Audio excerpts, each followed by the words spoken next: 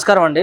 నా పేరు భీమనపల్లి శ్రీకాంత్. మాది నల్గొండ జిల్లా. నల్గొండ టౌన్ లో ఈ రోజు ఉదయాన్నే మా సేవా భారతి సంస్థ జిల్లా అధ్యక్షులు శ్రీ శిరీష్ గారు ఈ మానసిక స్థితి కోల్పోయినటువంటి వ్యక్తిని చూడగానే మాకు సమాచారం అందించడం జరిగింది. వెంటనే మేము అక్కడికి మా అంబులెన్స్ ద్వారా అక్కడికి వెళ్ళి చూడగా అతను అక్కడ ఉన్నటువంటి వాహనాలకు అడ్డు వెళ్ళడము, కొంత ఇబ్బంది కలగజేసే పరిస్థితి మా దృష్టికి రావడం జరిగింది. ఇటు విషయాన్ని స్థానిక పోలీసులకు సమాచారం అందించిన వెంటనే 2 town SI Shri Saidul sir తక్షణమే అక్కడ చేరుకొని ఇతని యొక్క మానసిక స్థితి కోల్పోయినటువంటి విషయం గ్రహించి వెంటనే అమ్మా నాన్న ఆశ్రమానికి తరలించాలన్నటువంటి ఉద్దేశంతో నల్గొండ 2 టౌన్ పోలీస్ స్టేషన్ ద్వారా ఒక లెటర్ కొట్టించుకొని ఈ ఆశ్రమానికి తీసుకురావడం జరిగింది. మేము గతంలో కూడా నల్గొండ జిల్లా నుంచి అనేక మంది మానసిక స్థితి కోల్పోయినటువంటి వ్యక్తులని మన అమ్మా నాన్న ఆశ్రమానికి ఇక్కడ తీసుకురావడం జరిగింది. ఇక్కడ తీసుకొచ్చిన తర్వాత అంటే వారికి క్షౌరం చేయించి శుభ్రంగా స్నానం చేయించి వాళ్ళకి అవసరం ఉన్నటువంటి మందులు అందించి వాళ్ళకు మానసిక స్థితి గుర్తొచ్చిన తర్వాత వాళ్ళ గ్రామాలు గాని వాళ్ళ కుటుంబ సభ్యులు గాని వివరాలు ఏమైనా తెలిస్తే చెప్పిన వెంటనే స్పందించి వాళ్ళ కుటుంబ సభ్యులకు అప్పచెప్పడం ఇట్లాంటి సందర్భాలు మేము ఎన్నో చూడడం జరిగింది.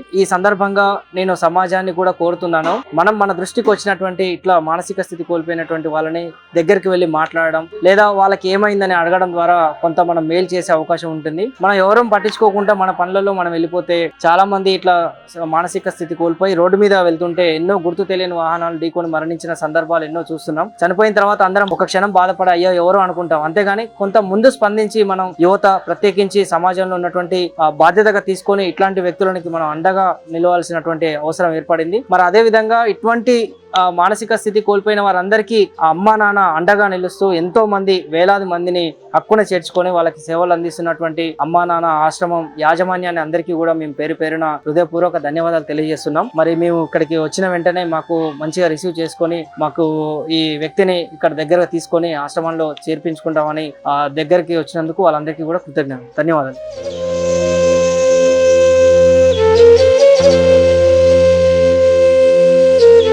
Thank you.